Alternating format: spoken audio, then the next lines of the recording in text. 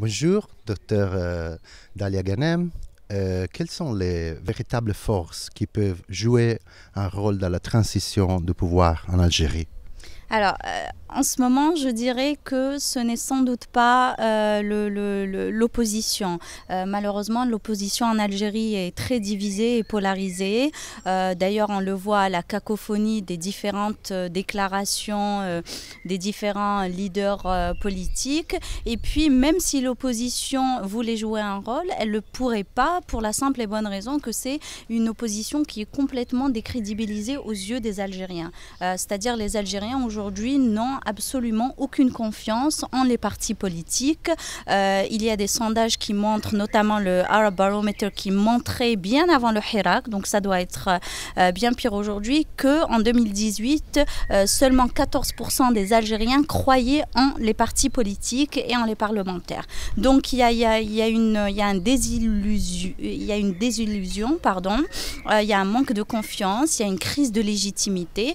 Et donc je pourrais dire que la seule force aujourd'hui qui est capable de jouer un rôle, c'est justement le peuple, c'est la rue. La rue doit garder la pression sur le leadership pour pouvoir faire avancer les choses. Par contre, les choses ne peuvent pas avancer si le mouvement n'arrive pas à se structurer un minimum et à s'institutionnaliser.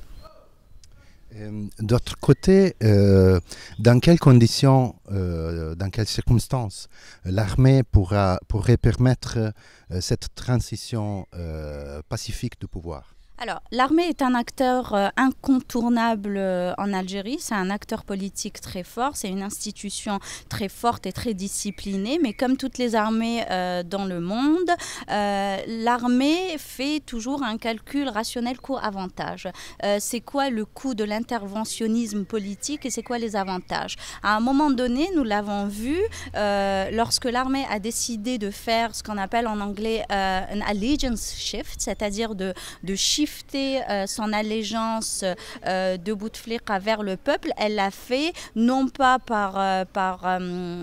parce qu'elle a des valeurs morales, mais elle l'a fait basé sur un calcul rationnel coût-avantage. Et les coûts justement de soutenir Bouteflika et son 5e mandat étaient beaucoup trop élevés par rapport aux avantages. Et donc aujourd'hui, comme toutes les armées au monde, ce n'est pas spécifique à l'Algérie, l'armée va faire un calcul rationnel où elle va peser le pour et le contre. Pour que l'armée maintenant retourne, j'ai envie de le dire comme ça, mais pour que l'armée retourne à la caserne, il va falloir qu'on lui donne un minimum de garanties. Nous avons vu ça dans les transitions en Amérique latine. Les garanties, c'est par exemple, le budget de la défense. Il faut que ça soit que l'armée garde la main sur ce budget.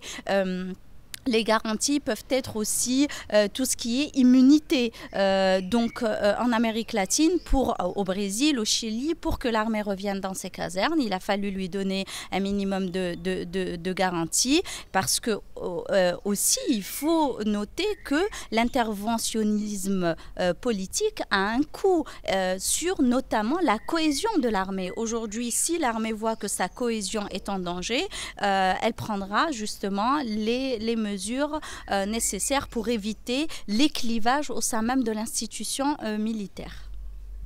Merci beaucoup.